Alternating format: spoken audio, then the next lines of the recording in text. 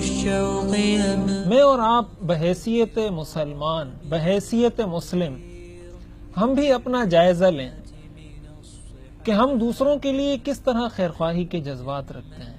اور اس کا ایک بہترین معیار حضور علیہ الصلوۃ والسلام نے ایک دوسری حدیث کے اندر بیان فرما دیا، جس سے ہر آدمی بہت اچھے طریقے سے، بہت آسانی کے ساتھ یہ تجزیہ کر سکتا ہے، یہ اندازہ لگا سکتا ہے کہ میرے دل میں دوسرے کے لیے کتنی خیرخواہی ہے اور میں کہاں پر کھڑا ہوں. حضور علیہ الصلوۃ والسلام نے فرمایا لا یؤمن احدکم حتی یحب لاخیہ ما یحب لنفسہ. یہ معیار ہے، یہ پیمانہ ہے، یہ میزان اور ترازو ہے. ہم میں سے ہر شخص کو چاہیے کہ وہ اپنے آپ کو اس ترازو پر تولے، اس معیار پر پرکھے اور اس میزان پر اپنے آپ کو جانچ کر دیکھے.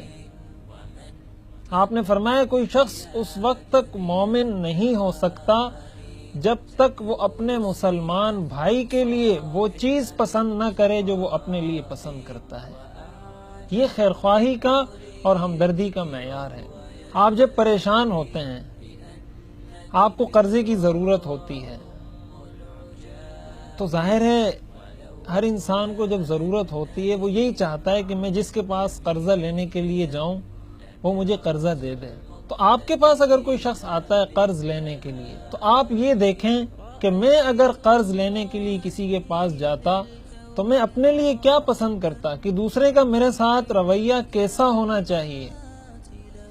بس جو آپ اپنے لیے پسند کرتے ہیں اسی طرح کا معاملہ اس شخص کے ساتھ کیا جائے. یہ ایک ایسا معیار، ایک ایسا پیمانہ ہے کہ جس پر اگر ہم عمل کر لیں تو بلا شبہ، بلا تردد یہ بات کہی جا سکتی ہے کہ ہمارے معاشرے کے اندر سکون کی، امن کی، چین کی اور باہمی مودت، الفت، اخوت کی ایک ایسی فضا قائم ہوگی کہ ہمیں مدینہ کا اسلامی معاشرہ یاد آ جائے.